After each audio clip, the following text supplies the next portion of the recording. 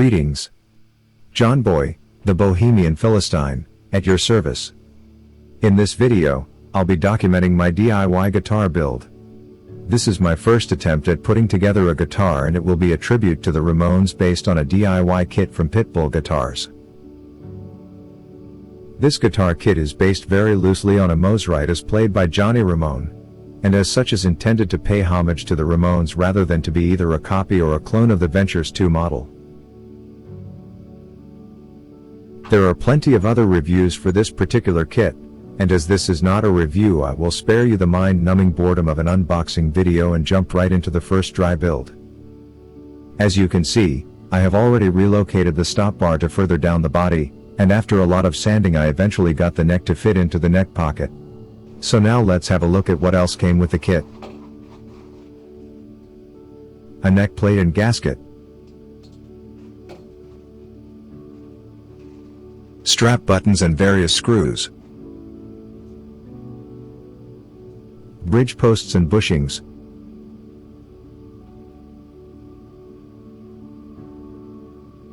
wire, capacitor and solder,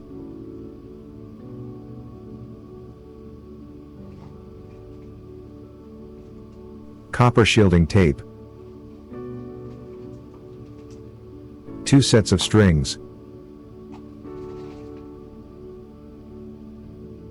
and a guitar lead. But I ain't gonna be using that. Instead, I have a few upgrades as you can see here, including a Mosrite style bridge, Mosrite clone single coil pickups and a few other odds and ends. The maple neck has a very fine grain, and unlike the 4-piece ash body, it will not require grain filler. The body will have a solid Arctic white finish, whereas the neck will be coated with a vintage amber lacquer which will enhance the natural grain of the maple.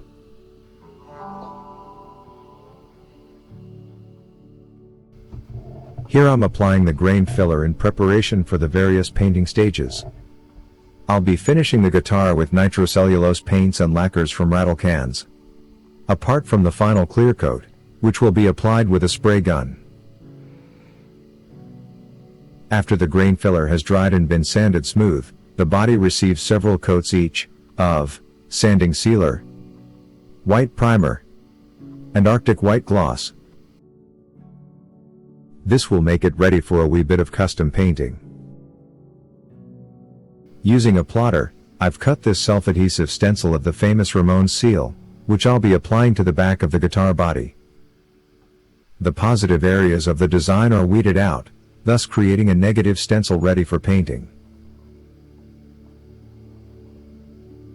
Now I am lightly airbrushing the design with a pearlescent white, in order to create a subtle image, which will be visually angle dependent when clear coated.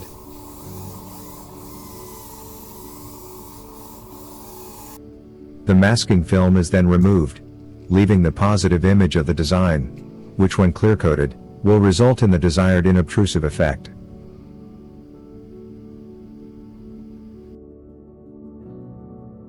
The neck has now been lacquered to the desired color intensity, so now I can start to design the headstock logos, which will be inspired by the original Mosrite design, but will also reflect both the Ramones theme, plus my geographical location. So, after the initial rough sketch, I have tidied the design up, and loaded it into my computer, from where I can print it onto special waterslide transfer paper. The transfer must be coated with acrylic lacquer before application. This will stabilize the ink, and prevent any potential bleeding into the clear coat.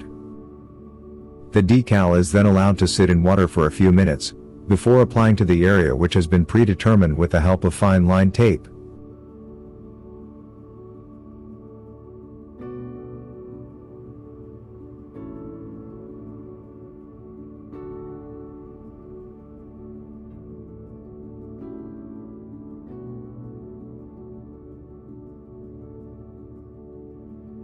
The headstock can then be built up with multiple coats of clear lacquer, until the surface is flush with the decal.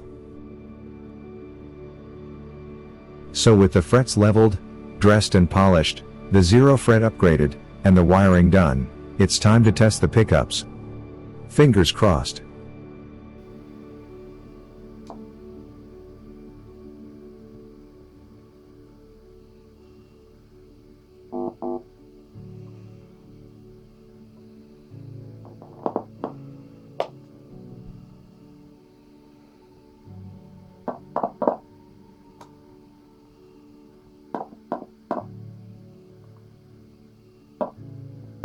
Well, everything appears to be working fine, so that just leaves the stamping of the serial number before the final assembly.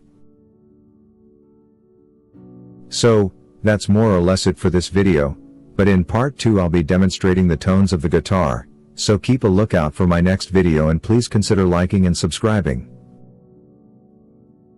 In the meantime, please enjoy the clips of the finished article, including the case candy, which includes my old Ramones concert ticket from the End of the Century tour, way back in 1980. Thanks for watching.